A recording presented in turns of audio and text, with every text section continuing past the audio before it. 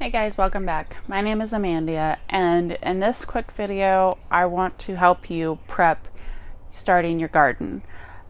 You'll be surprised that you actually don't start a garden in the dirt. The first place that you want to start your garden is on paper, and that means research, that means planning out your space. And when you plan out your space, you want to consider what kind of soil you have. I would suggest getting a soil test done. Most colleges do them for free. And I would also suggest that you map out your sun. Sunlight is very important because most plants need 6+ hours of sunlight to give you a good harvest. And you also want to map out which directions you're going to have your garden facing. I've always been told it's good to have your garden facing north. That way you get full sun. So when you start to plan out your garden, you want to consider a couple different things. So you want to consider what kind of garden do you want to have.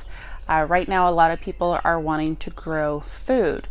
Given the current situation, I would definitely suggest growing some sort of food. Tomatoes are easy, cucumbers are easy.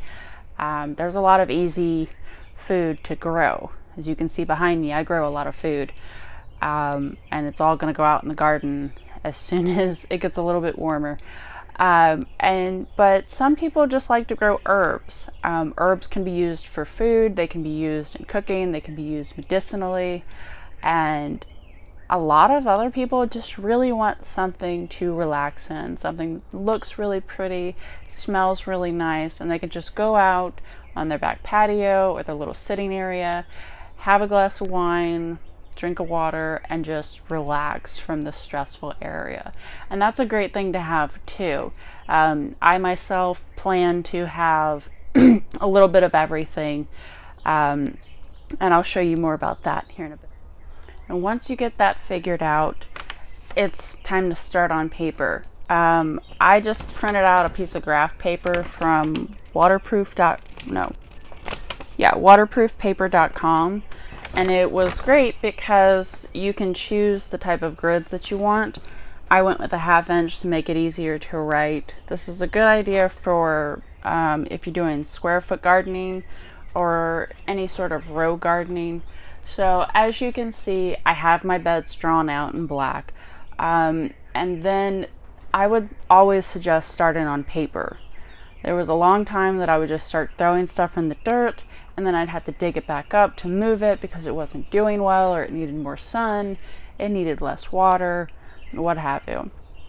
So this is my garden, and I don't know if you can see it, but like in the back here, I have all my flowers. My fence is over here, so I put a bunch of sunflowers up there. I have my strawberry patch, and I have 3 big beds that are 8x4, and then 3 smaller beds that are 4x4s. And so I stuck all my herbs here. I have tomatoes and peppers, and these 2 will be interchangeable. This is my spring garden. I suggest doing a layout for every season, spring, summer, fall, even a winter garden. Here in South Carolina, we do have some cold weather plants that will survive. Last year, or no, the year before that, I have some pretty pictures of a giant kale covered in snow and just loving it. So always use paper and pencil so you can erase and figure out where you want your plants to go. Now when it comes to different types of layouts and gardens, there really is no right or wrong way. It's really just what works for you. Like I used raised beds because the clay soil in South Carolina is very hard for me to dig into, and sometimes there's a lot of things you have to add or take away to get a healthy, viable soil. So I used raised beds. There's also another method that I have been trying, and it's the natural no-dig way. A lot of people rave over this because it's very easy to do. I will put a link down below about that book, as well as Charles Dowding's YouTube channel. He's full of great information when it comes to gardening. The other thing is to consider is the different types of layouts, the different ways that you can arrange your plants. You can do it companion planting, which is kind of what I do. And you can also do it for a square foot gardening planting. I recommend this, but I also highly recommend the companion planting. I don't have a book for that right now because our libraries are closed and they didn't have any when I was scrambling to get stuff to read while they were shut down. But this is a good book for square foot gardening. You get a lot of food into small spaces. The only drawback is you're going to have to feed and protect quite a bit with this, but that's not hard to do, so you could do this one. Another great book that I will probably buy is Groundbreaking Food Gardens. This book has tons of different layouts. As you can see, she's got stocking up, plant with pantry in mind. You need to go to page 82, and she just has tons of different layouts in here. This book has helped me out a lot. There's a lot of companion planting, a lot of different layouts that will help you in any type of gardening that you want. They're color coded, they're numbered. I love this book. It has been super helpful with planning out my own garden. And I mean, there's 73 different layouts in that book, so that is something that you want to consider, and you can put it down on your piece of paper and keep changing it and erasing it.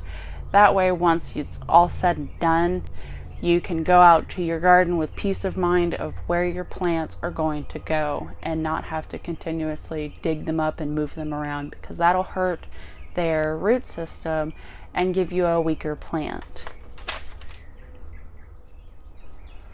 The final thing that you want to do is to prepare your soil.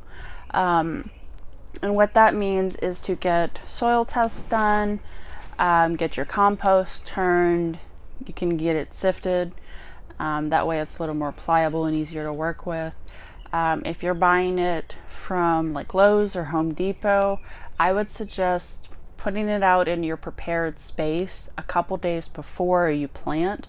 That way you can actually see how much you need, and it gives the soil a chance to warm up. It gives it a chance to get aerated by all the worms and bugs and whatnot. And it also gives you a chance to see your garden slowly come together. And as the sun goes over the soil, you'll see which parts dry out faster, which parts contain more water. And so I would definitely suggest giving the soil a chance to acclimate to your garden. Even if it's a container garden, you'll be able to move your containers around to where what works best for the particular plants that you have planned. Alright, well that's all for this video. Thank you guys for watching. If you enjoyed any of the advice or tips I have, please give it a like.